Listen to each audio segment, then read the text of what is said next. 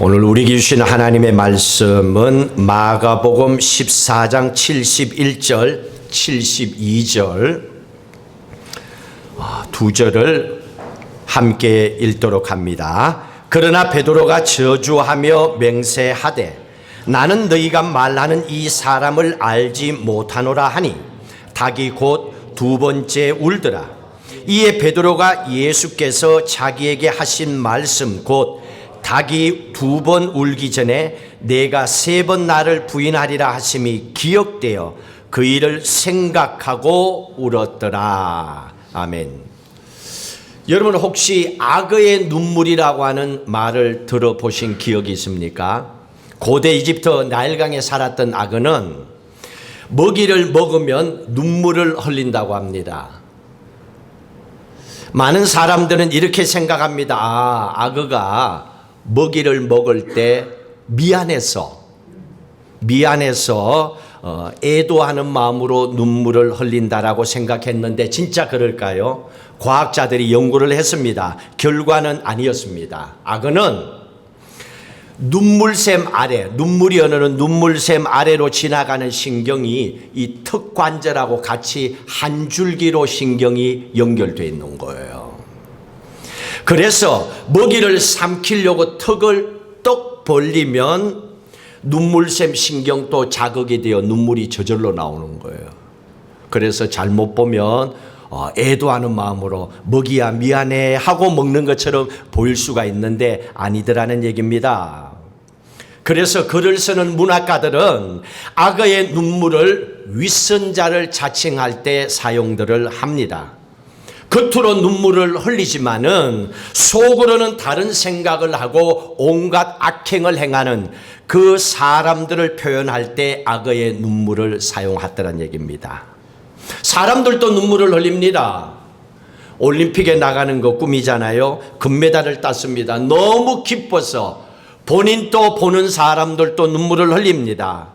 지난날에 수고함이 있었기 때문에 땀 흘려 노력했기 때문에 그것이 기억나서 눈물을 흘립니다. 이건 기쁨의 눈물이죠. 후회의 눈물도 흘립니다. 부모님과 함께 살 때는 몰랐는데 부모님께서 돌아가시고 나니까 살아생전에 내가 좀 더 잘할 걸, 자주 찾아뵐 걸, 가슴에서 올라오는 비통의 눈물이죠. 또 고단한 눈물이 있습니다. 인생은 좋은 것만이 아니라 오히려 살아가다 보면 힘들고 어려운 일을 만날 때가 훨씬 많습니다. 그래서 고단해서 흘리는 눈물이 있습니다. 기록에 보니까요, 과거에 로마 시대 때 로마 병사들은 한 달 동안에 열심히 일을 하면 소금으로 월급을 줬대요. 돈이 아니고 소금으로 월급을 받았다고 합니다. 그래서 솔저 샐러리라고 불렀다고 합니다. 이 라틴어, 여기에서 나온 라틴어가 솔디움이라고 하는 단어를 사용하고 있습니다. 지금 이 단어를 따가와서 우리가 일하고 나서 받는 돈, 샐러리, 이 단어에서 생깁니다. 그리고 월급쟁이, 돈 버는 사람들, 샐러리맨, 이 단어에서 나온 거예요. 처음에는 소금을 받았다는 얘기죠. 참 아이러니한 것은요, 그때의 기록을 보니까 소금을 벌기 위해서 로마 병사들은 자기 몸에 있는 소금기를, 땀이잖아요, 소금기를 다 흘려야 돼요.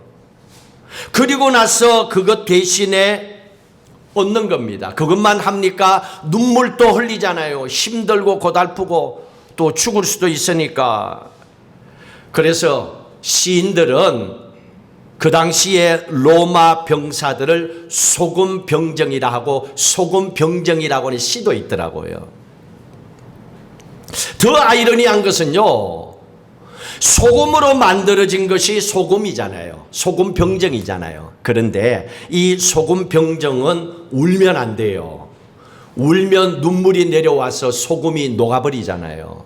그러니까 안 되는 거예요. 이 말은 무슨 뜻이냐면 울지 않으려고 여러분들도 지금까지 이를 악물며 여기까지 살아왔습니다. 열심을 다하여 인생을 살아오고 버티고 견뎠습니다. 이렇게 살아온 인간들의 고통, 고뇌의 눈물을 표현할 때에 이런 말을 쓰고 있다는 얘기지요. 오늘 본문의 말씀에 보면 베드로의 회개의 눈물이 나옵니다. 우리는 오늘 말씀을 들으면서 나는 언제 눈물을 흘렸을까? 또 내가 흘리는 눈물이 진짜 하나님께서 감동하시는, 내 인생을 바꾸어 주고 싶을 만큼 하나님께서 원하시는 눈물일까 한번 돌아볼 수 있길 바랍니다. 예수님께서 잡혀서 대제사장이 있는 그 뜰로 체포되어 들어갔습니다. 모든 제자들은 다 도망가 버렸습니다. 그 가운데서 베드로 한 사람이 한참 도망을 가다가 생각합니다. 아니지, 예수님의 마지막이 궁금한 거예요. 이렇게 돌아가실까? 아니면 어떻게 될까? 하고 베드로가 예수님 계신 곳으로 찾아왔습니다. 가까이 가지는 못하고 멀리 따라가서 예수님이 계신 대제사장의 아랫뜰까지 들어갔습니다. 그때 있었던 사건입니다. 66절과 67절 한번 읽습니다. 베드로는 아랫뜰에 있더니 대제사장의 여종 하나가 와서 베드로가 불 쬐고 있는 것을 보고 주목하여 이르되 너도 나사렛 예수와 함께 있었도다. 어두운 밤이었습니다. 기온이 뚝 떨어져 추워서 모든 사람이 모여서 불을 쬐고 있었습니다. 그때에 대제사장의 여종 중에서 한 여종이 와서 베드로를 쳐다보고 나서 하는 얘기도, 너도 보니까 저 안에 있는 예수와 같이 있었던 사람이다, 이렇게 얘기하는 거예요. 여러분, 지금 베드로는 예수님이 어떻게 될까 그걸 확인하여서 돌아온 거지, 자기가 잡혀 들어가서 같이 고난당하는 걸 원치 않는 거예요. 그런데 위험한 상황이 생겨버린 거예요. 누군가가 나를 아는 사람이 있다고는 생각도 못한 겁니다. 얼마나 놀랐겠습니까? 심장이 철렁 내렸겠지요. 베드로는요, 사람들이 알 수밖에 없어요. 예수님과 3년 동안을 같이 다녔습니다.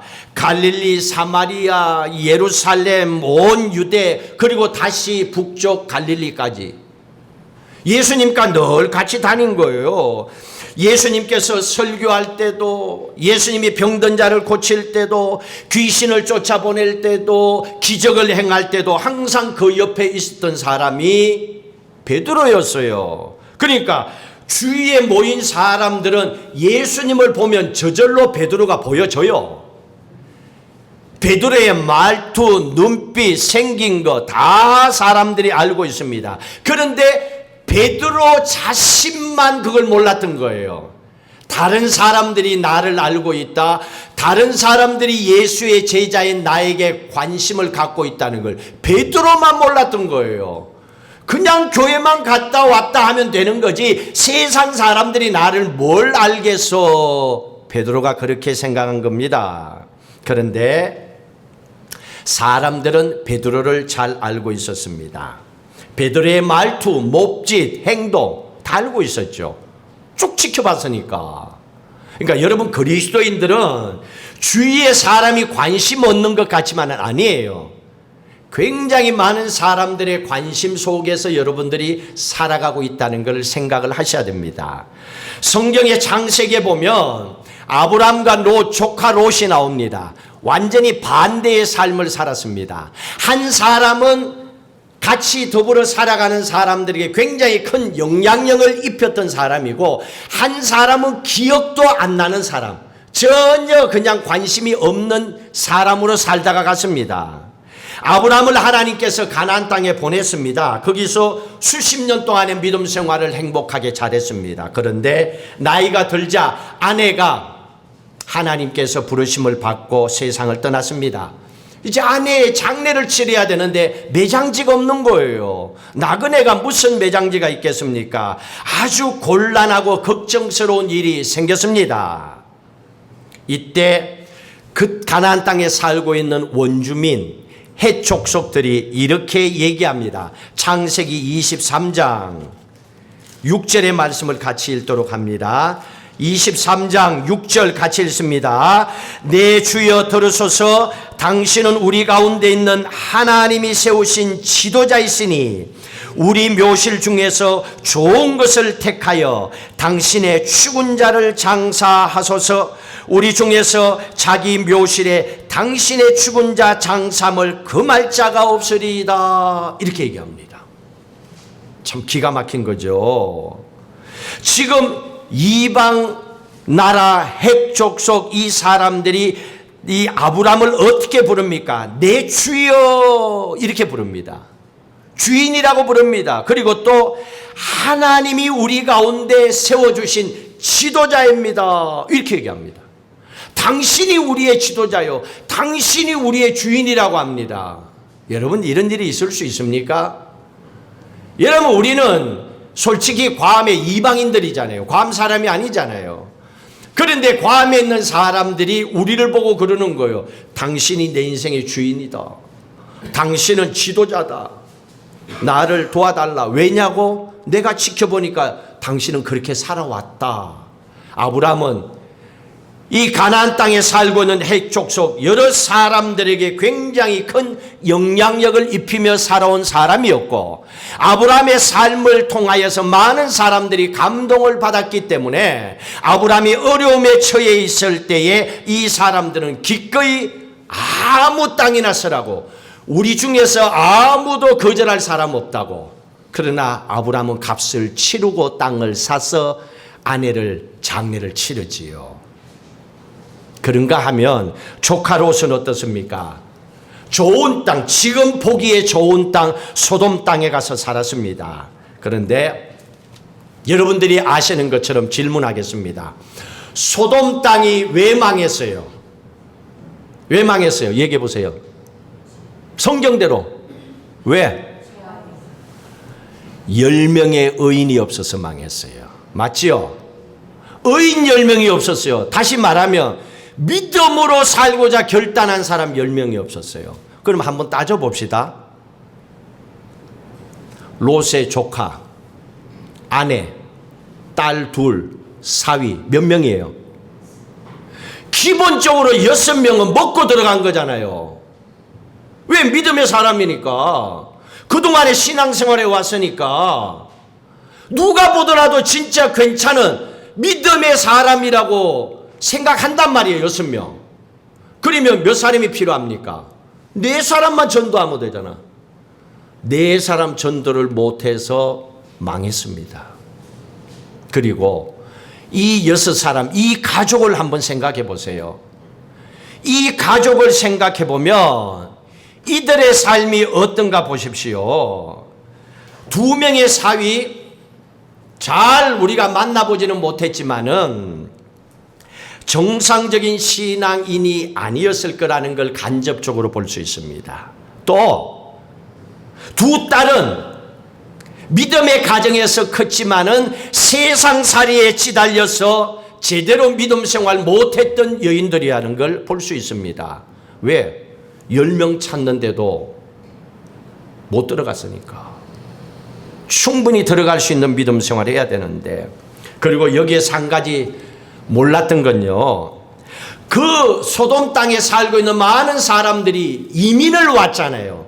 이주해 왔기 때문에 롯의 가족들을 눈여겨본다니까요. 낯선 사람이 오면 가만히 지켜보면서 저 사람들이 교회 다녀 크리스찬이야? 그럼 뭐가 다르지 우리하고는? 관심 있게 봤습니다. 다른 게 없었습니다. 감동 주는 것도 없었어요. 영향력도 주지를 못했습니다. 그러니 하나님 앞에 나올 사람이 없죠. 4사람도 전도 못하는 겁니다. 결국 소돔 땅이 의인 10명이 없어서 성경은 망했다라고 말해주고 있습니다. 우리는 어떻습니까? 나 혼자 믿음 생활 잘하면 되지요. 그런데 우리가 살아가는 이 세상을 보십시오. 믿지 않는 사람들이 우리의 행위와 말투까지 보고 있다는 걸 우리는 압니다. 우리의 삶이 생각보다는 영향력이 있다는 걸 여러분들도 기억하고 사셔야 됩니다. 그래야 마지막 주님이 물으실 때 대답할 게 있거든요. 자, 이 대제사장 여종의 이 질문 가운데 또 한 가지의 교훈의 메시지를 우리에게 줍니다. 오늘 본문의 말씀 67절에 여종이 그러잖아요. 너도 나사렛 예수와 함께 있었다. 이렇게 묻습니다. 그러니까 이 얘기는 뭡니까? 네가 진짜 예수의 제자 맞냐라고 묻고 있잖아요. 그러면 이 질문에는 yes, no만 대답하면 돼요. 맞다, 아니다. 신앙 고백만 하면 돼요. 나는 하나님의 딸이다.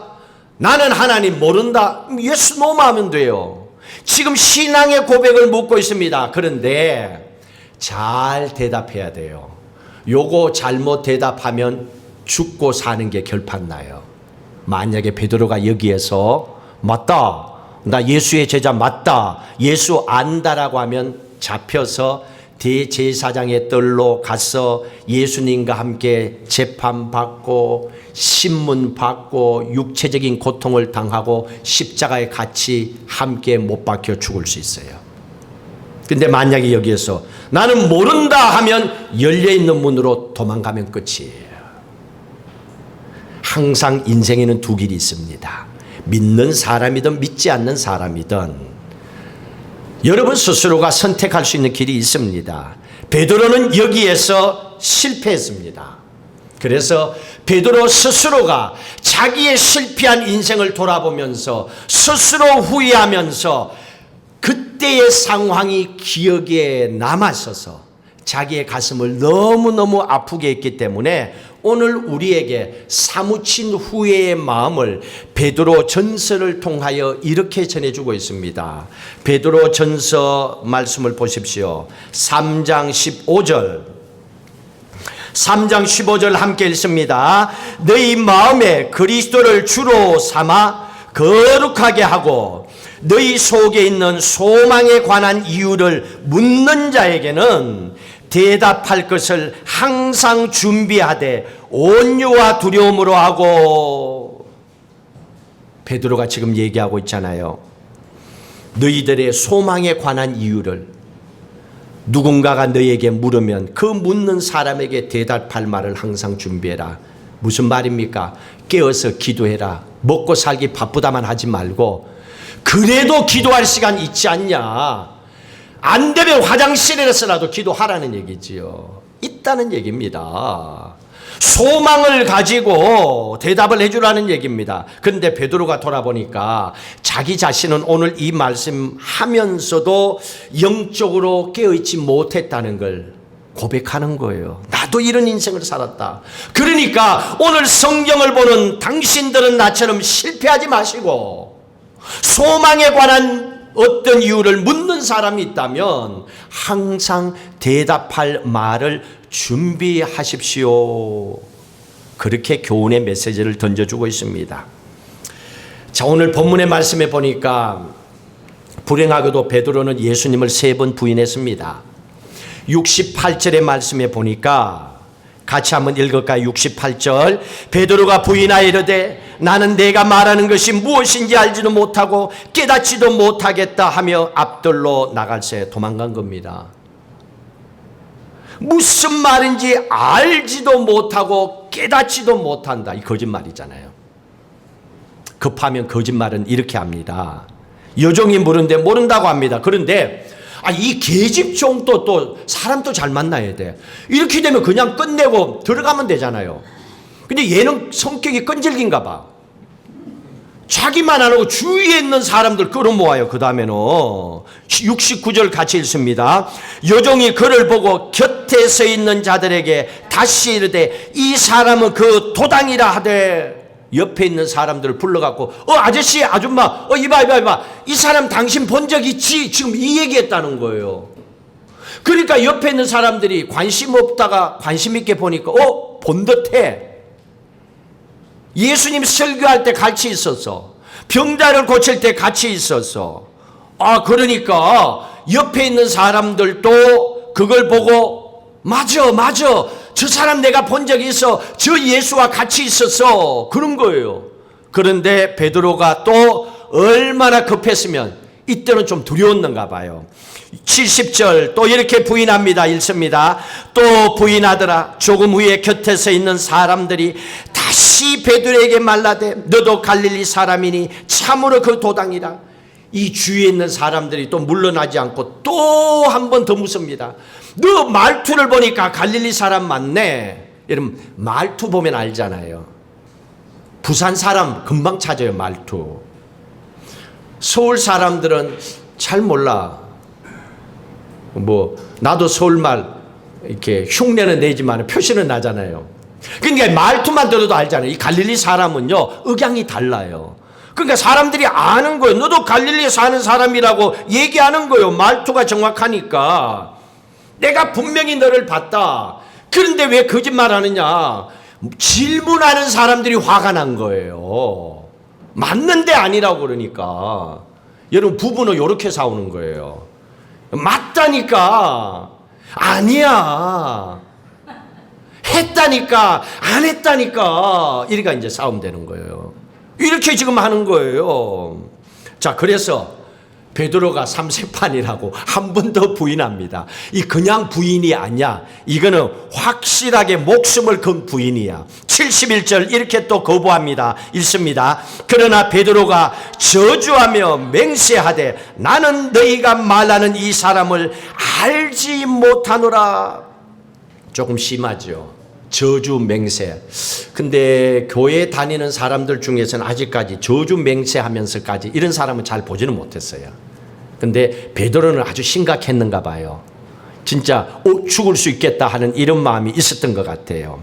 여기에서 저주 맹세인데 성경은 어떻게 예수님을 저주했는지 그 말이나 내용은 없습니다. 잘 몰라요. 궁금한 사람은 나한테 묻지 말고 나중에 천국 가서 베드로한테 물어봐야 돼요. 베드로 할아버지한테. 뭐라고 저주했는지 몰라요. 그러나 분명한 것은요. 내용은 모르지만은 주위에 있는 사람들이 베드로를 억지로라도 잡아서 안 데려갔잖아요. 그러면 이 얘기는 무슨 말입니까? 그 주위의 사람들이 믿을 만큼 강력하게 아니야. 저주 맹세했다는 거예요. 상대방이 믿을 정도로 강하게 예수를 부인했다는 거예요.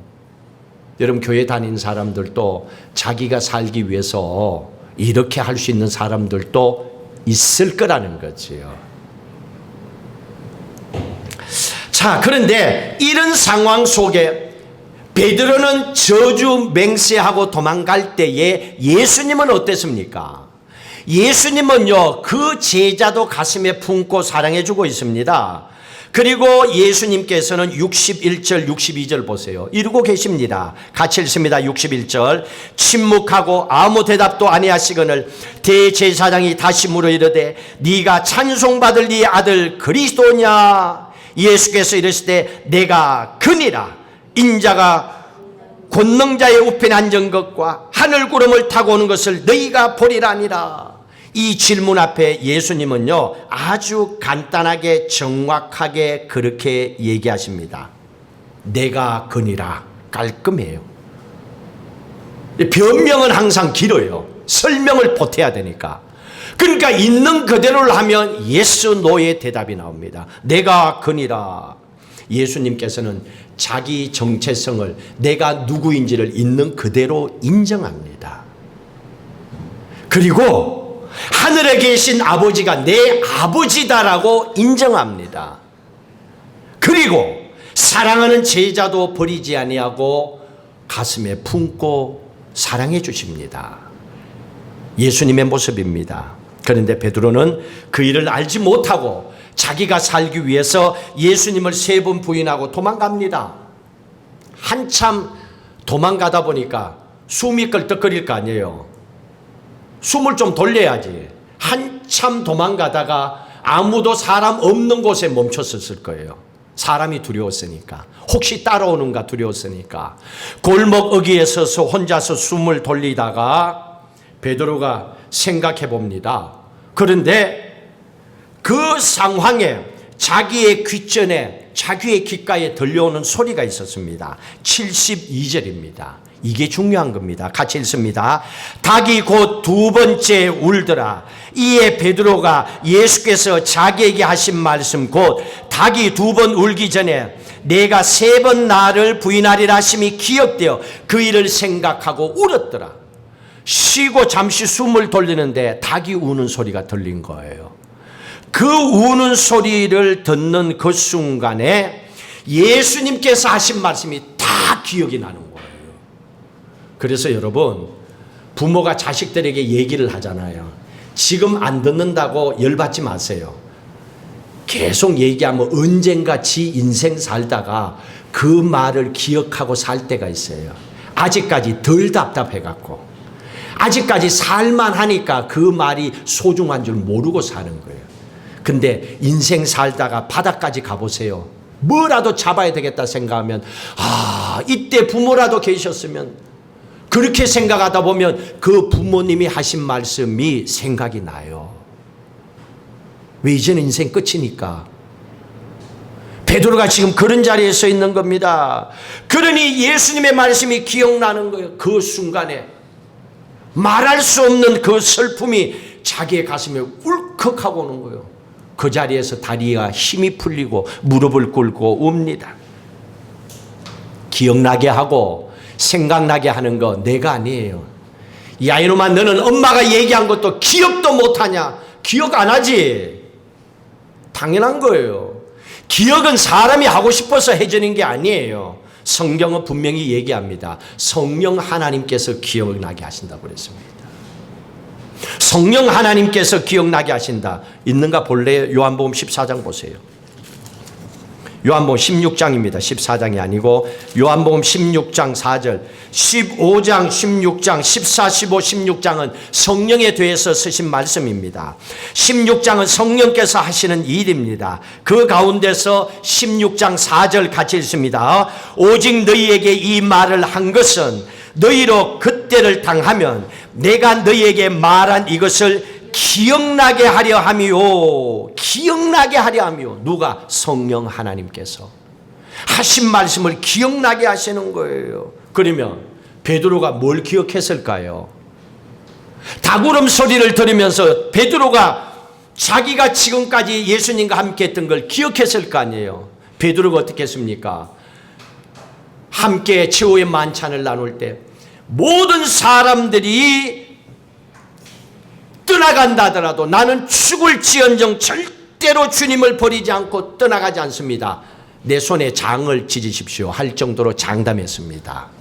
그리고 예수님께서 겟세마네 동산에서 그 인자한 모습으로 간절한 마음으로 베드로와 제자들에게 나를 위해서 기도해다고, 내가 고난의 짐이 크다. 그 예수님이 기억났을 거예요. 그리고 또 와서 자고 있는 베드로를 깨우는 그 예수님과 그 얘기를 듣고도 여전히 잠자고 있는 자기 자신의 모습을 보았을 거예요. 그게 기억이 났을 겁니다. 그리고 베드로는요, 예수님이 잡혀가는 그때 칼을 빼서 대제사장의 종 말고의 길을 잘라버렸습니다. 기억났겠지요. 떨어진 길을 주워서 붙여서 고쳐주시는 인자하신 예수님의 모습이 기억이 났을 겁니다. 온갖 것이 다 기억이 났을 겁니다.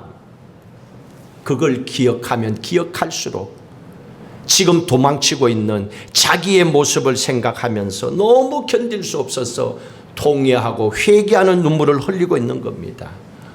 감사하고 놀라운 건요, 이 눈물이 베드로를 살린 거예요. 다른 게 아니었습니다. 무슨 일을 했다 업적이 아니에요. 이 눈물이 베드로를 살린 거예요. 인생의 가장 밑바닥에서 자기의 가장 무능함을 느끼면서 흘렸던 눈물이기 때문에 그런 거예요. 그런데 내가 뭔가 내 힘으로도 할 수 있어, 이것도 저것도 뭘 걱정해, 말만 해, 내가 다 해줄게, 이런 사람들에게는 이 눈물을 찾아볼 수가 없어요. 왜? 인생의 밑바닥이 뭔지를, 내가 얼마나 무능한 존재인 걸 한 번도 자기 스스로 돌아본 적이 없기 때문에 그런 거예요. 오늘 이 상황 속에서 베드로가 이 눈물을 흘리고 주님께 나가고 있잖아요. 여러분은 잘 알고 있지요. 예수님을 팔았던 은30에 팔았던 가룟 유다, 오늘 세 번이나 예수님을 저주 맹세했던 베드로, 똑같은 인간입니다. 둘 다 잘못했어요. 그런데 두 사람을 갈라놓은 결정적인 행동이 뭐였습니까? 눈물이었어요. 이 눈물이 한 사람을 살리고 한 사람을 자살하고 스스로 생을 끝나게 했습니다.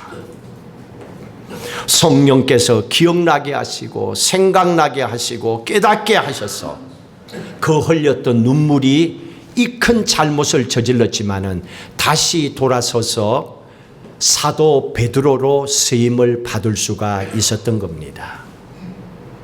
하나님은 이런 새로운 인생을 준비하고 계셨던 겁니다.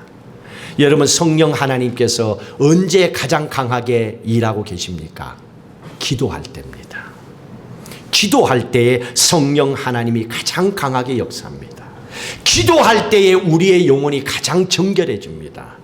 그때 하나님께서 역사하셔서 그동안에 살아오면서 내가 말로 가족을 또 내가 아는 사람을 아프게 했던 그 죄들을 기억하고 눈물 흘리게 합니다. 또 잊어버리고 살아왔던, 내가 잘나서 살아왔다고 생각한 내 삶을 돌아보면서 모든 것이 하나님의 은혜였구나 생각하며 감사하며 살아갑니다. 오늘 여기서 살아가는 것, 이것 하나님께서 주시는 은혜구나 하고 돌아보는 거예요.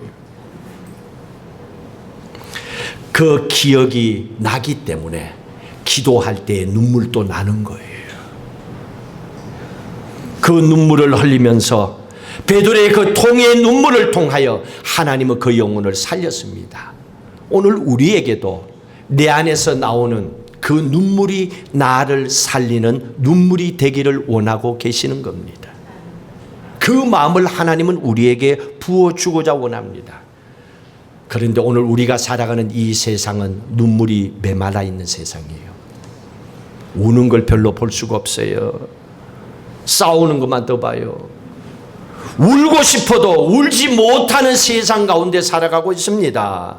오히려 분노가 하늘을 찌르듯이 높아가고 있는 이 세상 가운데 살아가고 있습니다. 그래서 내가 울고 싶다고 울어지는 게 아니에요. 정결한 마음을 가지고 기도하는 자리에서 성령 하나님께서 내게 그 마음을 회복시켜 주셔야 되는 거예요. 베드로처럼 여러분의 삶 가운데 또 한 주간을 살아가면서 성령께서 기억나게 하시고 생각나게 하셔서 흘러내리는 그 눈물이 우리를 살리는 축복의 눈물과 회복의 눈물이 되시기를 주의 이름으로 간절히 축복합니다.